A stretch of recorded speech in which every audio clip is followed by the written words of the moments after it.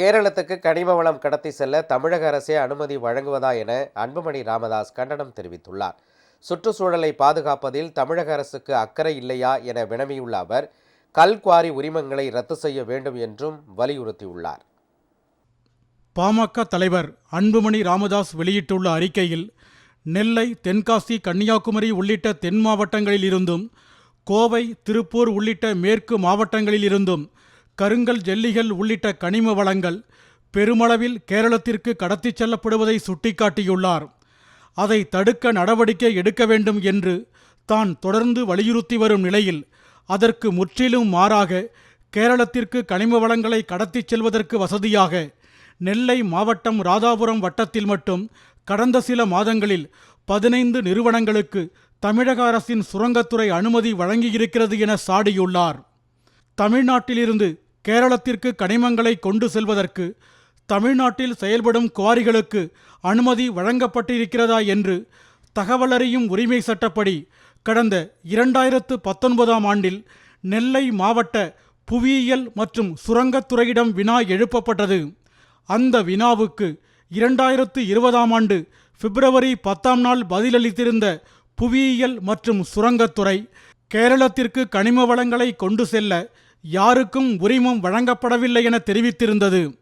ஆனால் அதே வினாவுக்கு கடந்த டிசம்பர் 4ஆம் தேதி நெல்லை மாவட்ட புவியியல் மற்றும் சுரங்கத்துறை அளித்த பதிலில், அன்னை ப்ளூ மெட்டல்கள், KKM ப்ளூ மெட்டல் உள்ளிட்ட 15 தனியார் நிறுவனங்களுக்கு அனுமதி அளிக்கப்பட்டிருப்பதாக தெரிவிக்கப்பட்டுள்ளது.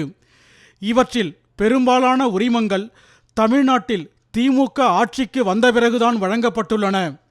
மேற்கு தொடர்ச்சி மலையை ஒட்டிய பகுதிகளில் சுற்றுச்சூழல் பாதுகாக்கப்பட வேண்டும், கனிம வளங்கள் பாதுகாக்கப்பட வேண்டும் என்று சுற்றுச்சூழல் வல்லுநர்கள் வலியுறுத்தி வருகின்றனர்.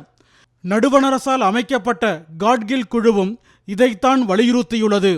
ஆனால் அதற்கு முற்றிலும் மாறாக தமிழ்நாட்டின் கனிம வளங்கள் அண்டை மாநிலங்களுக்கு கடத்திச் செல்லப்படுவதை ஒருபோதும் அனுமதிக்க முடியாது.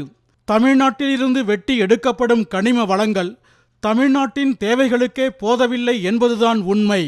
ஆனால் தமிழ்நாட்டின் கனிம வளங்கள் தமிழ்நாட்டிற்குள் வழங்கப்படாமல் கேரளத்திற்கு கொண்டு செல்லப்படுவதால் நெல்லை, தூத்துக்குடி, கன்னியாகுமரி, தென்காசி போன்ற மாவட்டங்களில் கட்டுமான பணிகளுக்கும் சாலை அமைக்கும் பணிகளுக்கும் போதிய அளவு கனிம வளங்கள் கிடைக்கவில்லை. இதனால் ஜல்லி, எம்சாண்ட் போன்றவற்றின் விலைகள் 2 மடங்கிற்கும் கூடுதலாக அதிகரித்திருக்கின்றன. மேலும் அதிக கனரக வாகனங்கள் மூலம் இவை தமிழ்நாட்டிலிருந்து கேரளம் கொண்டு செல்லப்படுவதால் சாலைகளும் பாலங்களும் பயன்படுத்த முடியாத அளவுக்கு சேதமடைந்துள்ளன. இதற்கு கனிமவள கடத்தல்தான் காரணம்.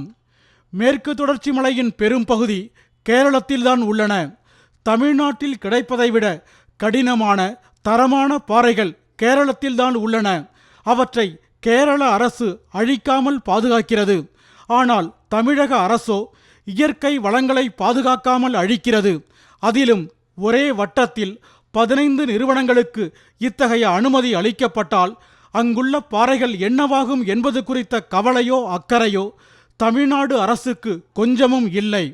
நெல்லை, தென்காசி உள்ளிட்ட மாவட்டங்களில் செயல்பட்டு வரும் குவாரிகளில் அனுமதிக்கப்பட்ட அளவை விட அதிகமாக கற்கள் வெட்டி எடுக்கப்படுகின்றன.